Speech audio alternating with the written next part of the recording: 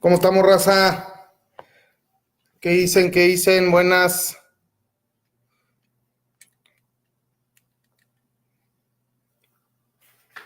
Listo.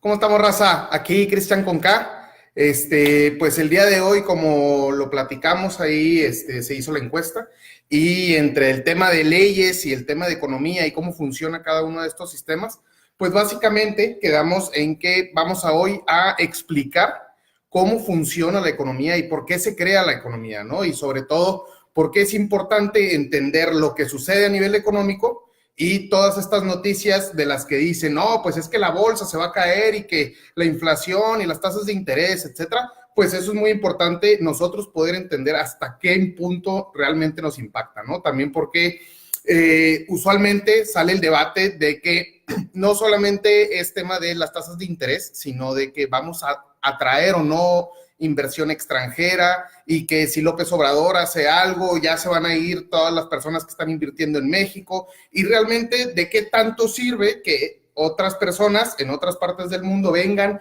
e inviertan aquí en México y se establezcan empresas como Kia, empresas maquiladoras, demás automotrices, etcétera, ¿no? Entonces, vamos a explicar de qué se trata la economía muy rápidamente para después ya pasar ahora sí a las preguntas específicas que tengan, ¿no? Entonces, bueno, pues primero que nada, raza, para entender la economía hay que entender de qué sirve. Y la economía sirve para optimizar el uso de los recursos. Entonces ya sabemos que los recursos en este mundo no son infinitos y las necesidades que nosotros tenemos son infinitas. Y de hecho la mercadotecnia incluso se encarga de descubrir nuevas necesidades y de vendérnoslas, ¿no? Entonces, para poder entender esto, anteriormente en civilizaciones antiguas no existía el concepto de dinero como tal. El concepto de dinero evolucionó al empezar a ser utilizado como un medio de intercambio. Antes de que existiera el dinero como lo conocemos hoy, que ya es el papelito que sacamos la cartera y ahí están nuestros billetes y nuestras monedas, pues anteriormente, incluso aquí en México, lo que conocíamos era el trueque. Entonces era más o menos buscar bienes o productos que tuvieran un mismo valor para las dos personas para después intercambiar ese producto. Entonces, era una bronca cuando existía el trueque. ¿Por qué? Pues porque no todos tenían todos los diferentes tipos de productos para saber cuánto valían. Para unas personas valían más, para otras personas valían menos. Que te intercambio 2 marranitos por tu pedazo de madera, que te intercambio tu piedra que tienes por estos pescados que tienes. Entonces, como había tanta variedad, pues empezamos nosotros a desarrollar ahora sí una unidad que nos ayudara a poder traducir el valor de todos los cochinitos, de todos los pescaditos, de todas las vacas, de todos los granos, etcétera, ¿no? Esto es el dinero. Entonces, este dinero tiene que tener características como que sea medible, ¿no? Que sea intercambiable y que tenga un depósito de valor. Esta última característica es la más importante. ¿Por qué? Porque ahorita vamos a entender cómo este depósito de valor, de ser algo real, ahora se ha vuelto algo intangible en la economía como la conocemos el día de hoy. Entonces, originalmente el dinero no era los pedazos de metal que conocemos o incluso que vemos en series en Netflix o lo que sea, ¿no? Estas monedas de oro, etcétera. Bueno, pues eso ya fue en una época más avanzada. Inicialmente, y sobre todo civilizaciones que no tenían metales, que estaban en islas o en otros lados del mundo, pues básicamente lo que se identificaba era utilizar productos o utilizar bienes como conchitas o como dientes de ballena, o incluso se llegó a utilizar el tabaco como una medida de intercambio. Entonces, básicamente el dinero puede ser cualquier cosa que cumpla con estas 3 características que ya mencionamos, ¿no? Que sea medible, que sea intercambiable y que tenga un depósito de valor para esta sociedad. ¿Qué es lo que ahora sucede? Bueno, que después de que ya fueran conchitas y que fuera lo demás, ahora sí pasaron a convertirse en monedas con un valor específico de acuerdo al metal del cual estaban basados. Entonces, inicialmente las economías, o mejor dicho, en la Edad Media, las economías estaban basadas en oro. O sea, yo todo lo que estaba imprimiendo de dinero o todas las monedas que estaba haciendo, tenía yo mis cofres como país con ese oro que estaban representando esa riqueza. En este último siglo ya cambiamos y ya no estamos basados en oro, ya no estamos basados de hecho en ningún otro metal. Toda la economía y todo el sistema financiero está basado en la confianza de la gente. Entonces, los billetitos que ahora tenemos en nuestras carteras de 20, de 500, que al Benito Juárez, que porque luego también hay que cambiarle a Benito Juárez su diseño y ya es el que más valor tiene, ¿no? Entonces, pues ese Benito Juárez vale 500 porque nosotros y todo el resto del país confía en que vale 500. De plano, así jala esto, Rosa? Entonces, nosotros sabemos que nos van a respetar ese valor de ese billete, no solamente porque tenemos esa confianza, sino también porque tenemos una institución muy importante, que es el Banco Central. Entonces, estos bancos centrales se encargan básicamente de ser los responsables de esa confianza que hay en toda la gente. Y lo que podemos ver con los bancos centrales es que se encargan de diferentes cosas. Se encargan primero que nada de imprimir todos esos billetes y hacer esas monedas. Entonces es importantísimo y de hecho tienen diferentes lugares en el país donde producen estos billetes y producen estas monedas y están resguardadísimos, ¿no?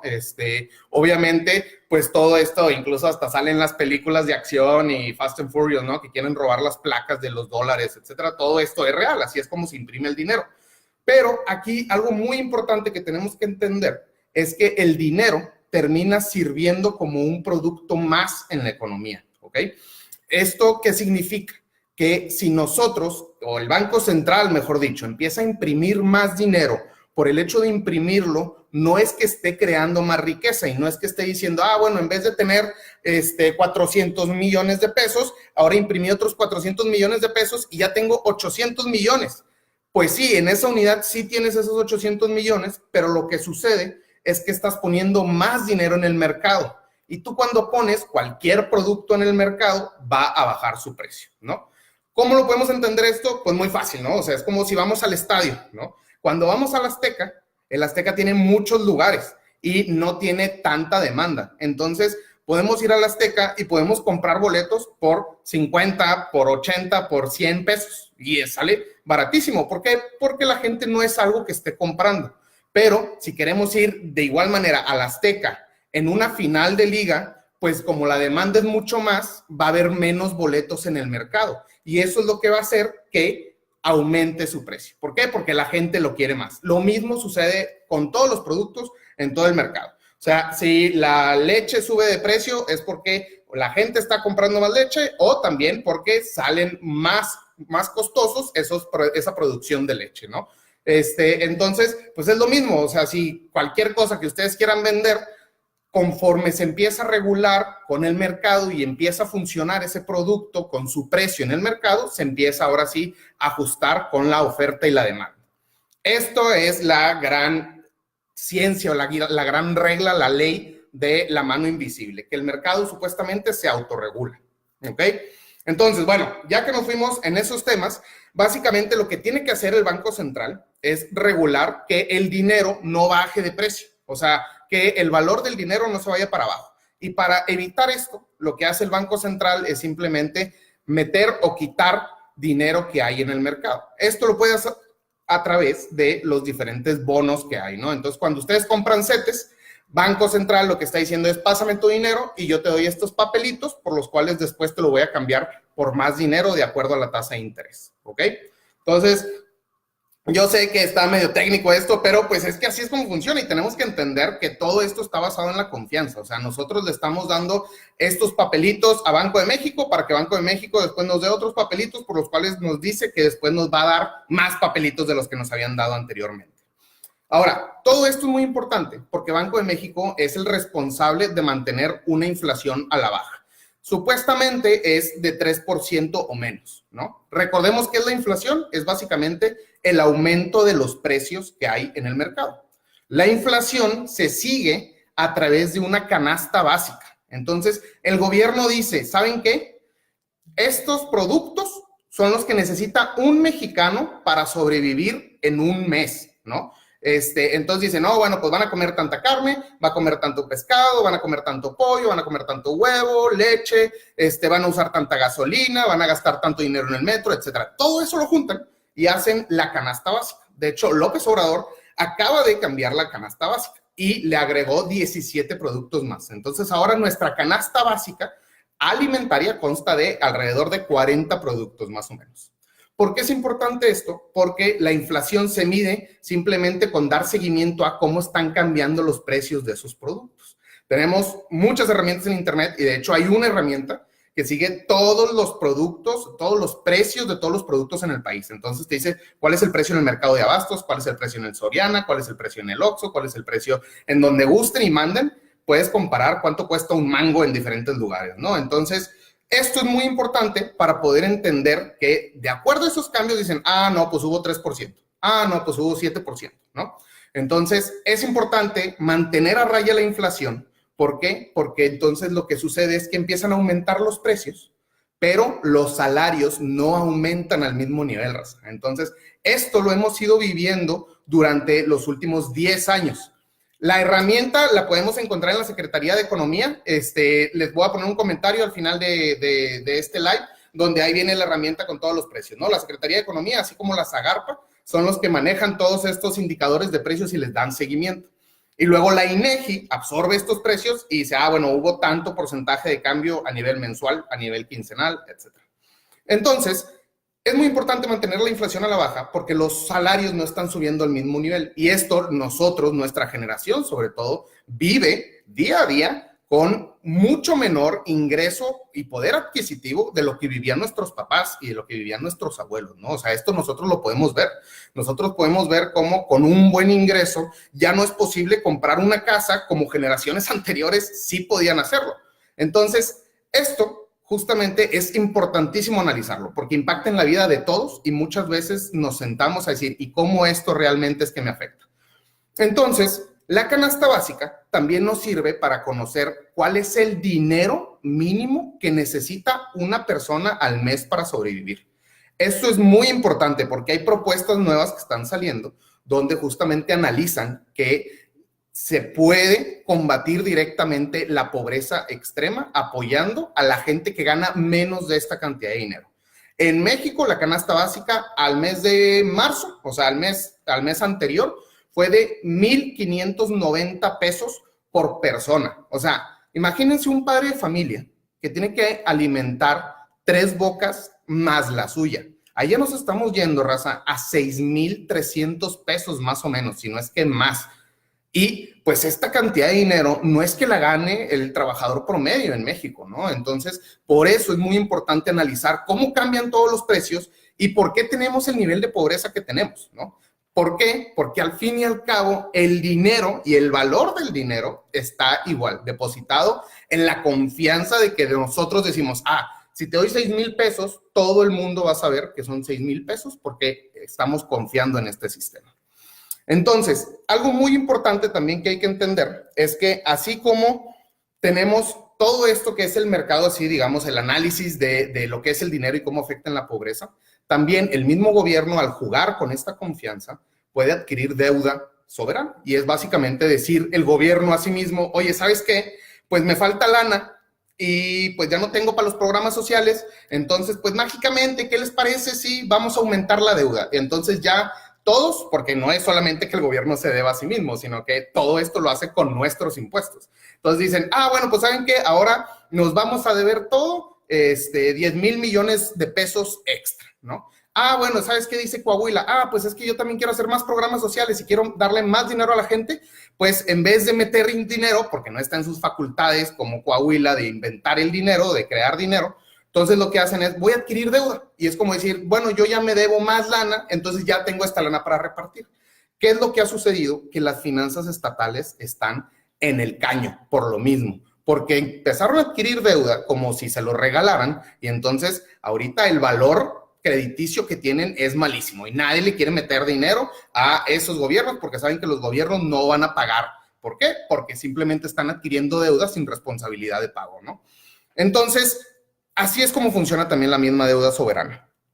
Vámonos ya al último punto, que ahora, para que todo este mercado siga funcionando, tenemos muchas instituciones financieras. O sea, tenemos a los bancos, tenemos la bolsa, tenemos a todo el sistema empresarial, tenemos también los mismos bonos de gobierno, etcétera, ¿no? Entonces, ¿cómo es que funcionan estos mercados? Tenemos 3 principales mercados financieros. El primero es el mercado de créditos, que es todos los bancos comerciales y también las hipotecarias que básicamente prestan dinero, no solamente a las personas, sino también a las empresas. Y este dinero lo prestan para poder crear también riqueza y crear inversión para activos, ¿no? De acuerdo a los proyectos que tenga la empresa. Oye, ¿sabes qué? HSBC, préstame unos cuantos miles de millones para hacer una fábrica, ¿no? Y luego, o voy yo, oye, Banorte, préstame tanto dinero para poder comprarme una casita aquí en Monterrey, ¿no? O va Panchito, que acaba de ser egresado y está empezando a ganar bien. Oye, pues, ¿sabes qué? Santander, préstame tanto dinero para comprarme un carrito. Entonces, así es como funciona el mercado de créditos. Y también tenemos el mercado de bonos. El mercado de bonos es donde justamente se intercambia esta deuda, donde el gobierno dice, ¿sabes qué? Tú dame dinero, yo te doy este papelito que es un certificado de tesorería, que son los CETES, y dependiendo del valor de ese CETE, te lo pagan con un interés extra. Entonces te digo, si tú me das 100 pesos, yo al final del mes te voy a dar 101 pesos, ¿no? O 102 pesos. Entonces todo eso depende de la tasa de referencia que Banxico también le esté dando al valor del dinero, ¿ok? Entonces, por último, tenemos el más famoso de todos, que es el mercado accionario. Y vamos a analizar un poquito este mercado. ¿Por qué? Porque aquí el mercado accionario, básicamente de lo que se trata es que las empresas que quieren vender parte de su propiedad y se hacen públicas, venden esas partes de sus propiedades. Entonces, lo que sucede es que ya cualquier persona puede llegar al mercado accionario y decir, ay, ¿sabes qué? Oye, pues Slim, ¿sabes qué, Telmex? Pues yo quiero comprarte un porcentaje de tu empresa. Oye, ¿sabes qué, Starbucks México? Yo te quiero comprar un porcentaje. HEB, tal. Entonces, ese es el mercado accionario y estos son básicamente los que están saliendo siempre en las noticias. Ahora, es muy importante entender el valor de esas acciones. El valor de las acciones usualmente se da por algún análisis que se hace y al momento de que la empresa sale al mercado, ya justamente sale con ese precio de acuerdo al análisis. ¿Cuál es la bronca aquí, raza? Que muchas veces el aumento o la caída de las acciones de una empresa no depende tanto de sus operaciones, muchas veces depende más de chismes y de cómo se va manejando la economía. No digo que siempre suceda esto, usualmente es, oye, pues ¿sabes qué? Se hacen todo el análisis de las diferentes razones financieras, de los indicadores económicos, de las variables de inversión, etcétera. Entonces dicen, bueno, pues es que ya no vale tanto esta acción, ahora vale menos, y ya no vale tanto Cemex, ahora vale menos, ahora Alfa vale más, etcétera, ¿no? Entonces, todo el mercado accionario es simplemente el análisis de nuestras ideas, de a ver cómo pueden llegar a crecer las empresas, ¿no? ¿Qué es esto? O sea, si de un día para otro, ¿no? Starbucks México se le caen sus acciones, se cae su valor en el mercado, no significa que perdieron los activos, que perdieron todos los cafés que hay o los terrenos que rentan. No, o sea, Starbucks sigue completamente igual, pero la gente dejó de confiar en Starbucks y por eso el valor de esa acción cayó. Entonces estamos viendo cómo el sistema económico global está muy fuertemente basado en la confianza y en las proyecciones que nosotros tenemos a futuro. O sea, si México empieza a ser un país que no es atractivo para la inversión, pues obviamente esto puede afectar a la gente que venga a invertir. ¿Por qué? Porque se está diciendo, oye, ¿sabes qué? Pues México puede que no te pague tan bien, puede que no tenga tan buena tasa, puede que no tenga tan buenos proyectos y que la rentabilidad y las utilidades que va a haber en México no van a ser suficientemente buenas para invertir. Ese es el principal argumento, como lo llama López Obrador, del neoliberalismo mexicano. Y que tiene también razón hasta cierto punto. Claro que sí, Navarrón. Ahorita nada más terminamos estos puntos y ya en 5 minutitos pasamos a las preguntas, que voy a mi último punto, que la riqueza de una nación se crea desde la base. ¿Qué es esto? Hemos analizado justamente la inversión que ha habido en México, ¿no? O sea, cómo la inversión extranjera directa es lo máximo y que tenemos que luchar por esa inversión extranjera directa. Tenemos que traer aquí cueste lo que cueste, que fue lo que hizo Rodrigo Medina, no, que no paguen predial, no, también dale seguridad privada, no, también dales esto, no, también dales lo otro. Pero hay que analizar de todo ese dinero que traen, realmente cuánto termina impactando en el bolsillo de esas sociedades. Podemos ver que la inversión extranjera directa de 1990, o sea, desde que nació uno, hasta el 2017, es de 1,160%. Esa es la cantidad total que ha crecido. Ahora, si eso lo sacamos per cápita, aún así el crecimiento ha sido de 733%. La inversión extranjera directa ha crecido 7 veces, más de 7 veces en estos 27 años. Pero después vemos y analizamos, oye, ¿cuánto ha crecido el ingreso nacional? Pues el ingreso nacional ha crecido alrededor del 30%. Oye, ¿cuánto ha crecido la producción per cápita de cada uno de los mexicanos? Pues también ha crecido alrededor del 30%. Entonces, ¿por qué estamos trayendo tanta inversión extranjera si vemos que esto no está terminando de pegar y ayudar a la base de los mexicanos, ¿no? Entonces, no hay que irnos con este engaño de que la inversión extranjera directa es lo que nos va a sacar del el atasque económico en lo que estamos. O sea, nosotros mismos son los que tenemos que construir esta base económica. Ahora, ¿cómo vamos a construir esa base económica? Pues es muy simple. Es simplificar trámites, es ayudar en la transparencia, es eliminar la corrupción. Entonces suena así como todo por arriba, ¿no? Pues otra vez regresamos a las mismas soluciones, a las mismas panaceas. Pues es que no, es la única razón en la que podamos llegar a eso, ¿no? Entonces, la riqueza actualmente, con este estilo que traemos, con esta búsqueda de inversión extranjera, se está quedando en unos cuantos y se está quedando en los de arriba y no está teniendo el efecto de derrame que tanto habían dicho que iba a tener, ¿no? O sea, si al CEO le caen 100 millones de pesos, pues no es como que vaya a ir a repartir y multiplicar todo ese dinero con el resto de la empresa. Usualmente lo que pasa es que sí, utiliza ese dinero, pero igual lo vuelve a utilizar con las mismas empresas que están en el nivel que a él le gusta, ¿no? Entonces, es muy importante que nosotros impulsemos el desarrollo económico desde la base, desde nuestros propios, nuestra propia sociedad, y eso es a través de apoyos directamente a las personas y apoyos directamente a los empresarios.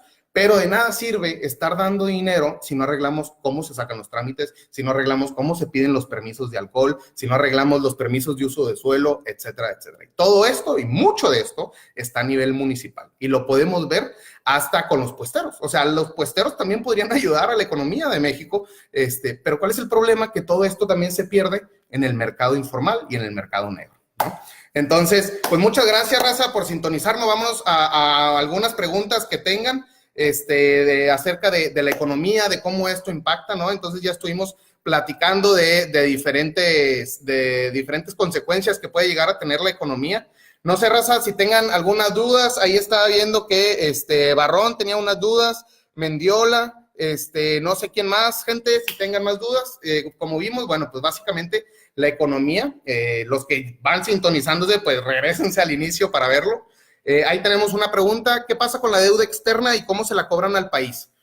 Aquí depende mucho, nuestra deuda externa es principalmente por organismos internacionales. De hecho, México por ley no puede tener deuda o sea, otros países no pueden adquirir deuda mexicana. Aquí la deuda que tenemos es principalmente o con el Fondo Monetario Internacional o con el Banco Mundial o con alguna de esas organizaciones. En cambio, Estados Unidos, por ejemplo, sí permite que personas o otros países compren parte de su deuda. ¿Cuál es el problema de esto? Que muchas veces si otros países, sobre todo China, que China está invirtiendo, o sea, China está invirtiendo en Irak, China está invirtiendo en Perú, China está invirtiendo en mismo Venezuela, ¿no? O sea, en países que están quebrados, le están metiendo infraestructura. Ya después hablaremos específicamente del caso de China y cómo China está cambiando todo el mundo.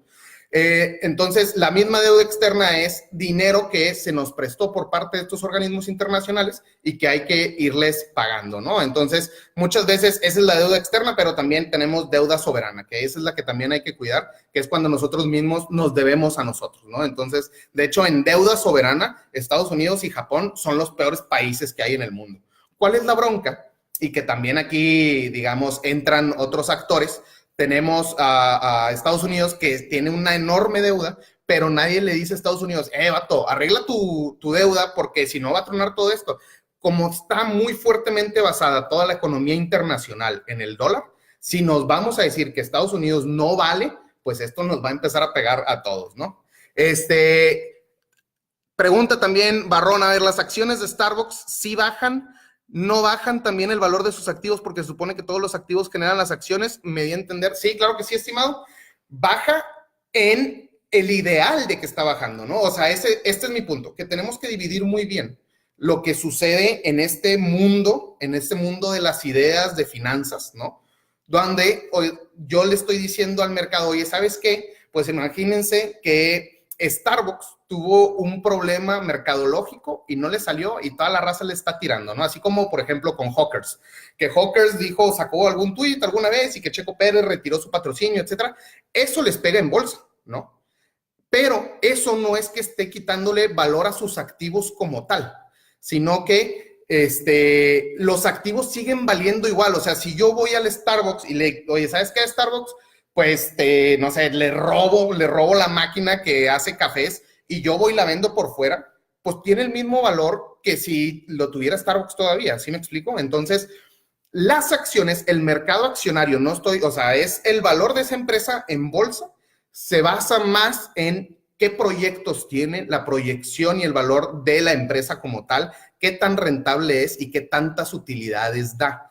Entonces, incluso ha habido empresas que utilizan, se hacen públicas para conseguir dinero, más que por el hecho de querer hacerse públicas y dividir la propiedad de esas empresas. Este es el caso de Nutriza, ¿no? O sea, Nutriza, para conseguir dinero, lo que hizo es, bueno, pues voy a sacar un porcentaje de mi empresa pública, voy a inventar números, ¿no? O sea, del 100% de mi empresa, 30% lo voy a hacer público y voy a repartir acciones de ese 30% y así yo saco dinero para ahora sí poder fondear los proyectos que yo traigo, ¿no? Entonces, ya esa acción se termina basando en los proyectos que trae Nutriza. Lo mismo sucede con Starbucks. Los proyectos que trae Starbucks y los valores financieros, los indicadores que trae, tienen más peso sobre las acciones que el valor de sus activos como tal, ¿no? O sea, el valor de sus activos, si se les quema una fábrica, bueno, pues sí, eso puede que te afecte a tus acciones, pero afecta mucho más que digan, oye, ¿sabes qué? Pues el CEO de Starbucks se murió y Starbucks ahorita ya no tiene liderazgo, ¿no? Y también, bueno, me preguntan qué tiene que ver la Bolsa Mexicana de Valores, que cerró con 10 puntos a favor, negativo. También muy rápido, muy cierto, Barrón, se me pasó explicar eso. Ahora, las bolsas de accionarias, todo el mercado de las bolsas tiene índices. Entonces, estos son índices de precios que ayudan a explicar cómo se está moviendo la economía. En México específicamente tenemos el IPC, que es el índice de precios y cotizaciones. Entonces, este es un índice donde dicen, vamos a agarrar diferentes empresas que hay ya públicas, ¿no? Entonces, en el IPC, por ejemplo, tiene una fuerte carga de acciones de todo el grupo de Carlos Slim, de Alfa, de Televisa, de TV Azteca, tal, ¿no? Entonces, hacen una bolsa y esta bolsa dicen, ¿saben qué? Pues nuestra bolsa mexicana se representa en este índice que es el IPC. Entonces, el cambio que hay en el IPC, dicen, no, es que el IPC cayó 10 puntos o subió 10 puntos. Es el cambio del promedio de todas esas acciones de esas empresas específicamente.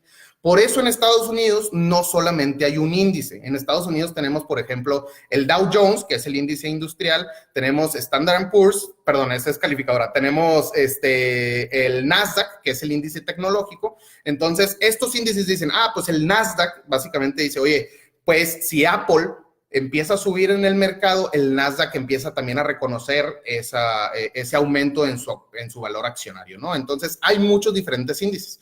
Cada bolsa tiene su propio índice. En Londres tenemos el LSE, en Japón tenemos el Nikkei, etcétera, ¿no? Entonces, estos índices nos ayudan a decir cómo se movieron esas empresas, muy importante, esas empresas.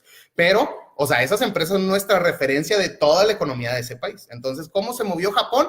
Por eso, vamos a revisar cómo se movió ese índice. ¿Cómo se movió Londres? Bueno, pues se movió del índice de tal manera. Entonces, por eso es muy importante desmenuzar y decir, bueno, pues sí, el índice representa una parte importante de la economía, pero tampoco todo, ¿no? Entonces, por eso son índices.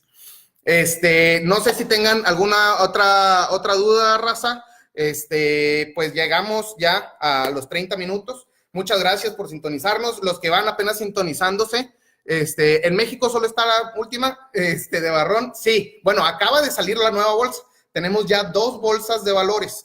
Tenemos la Bolsa Mexicana de Valores y tenemos otra que está acá en el norte, si no mal recuerdo, que lleva aproximadamente como 2-3 meses de que salió. Entonces, apenas están empezando a construir sus índices y no, digamos, no tienen como tanto impacto aún, o no se utiliza, mejor dicho, de tanta referencia, ¿no? Entonces, pues muchas gracias por sintonizarnos el día de hoy, raza. Ya saben que aquí estamos todos los miércoles a las 7 de la tarde.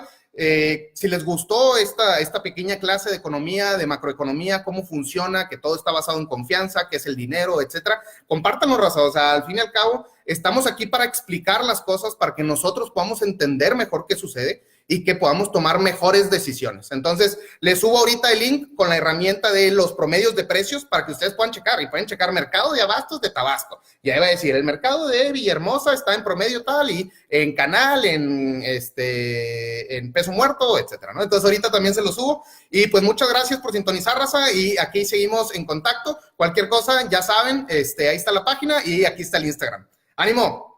Que tengan muy buena Semana Santa y disfruten mucho la playita. Mucha envidia a todos los que están en la playita. ¡Saludos! Raza de Facebook, muchas gracias también por sintonizar.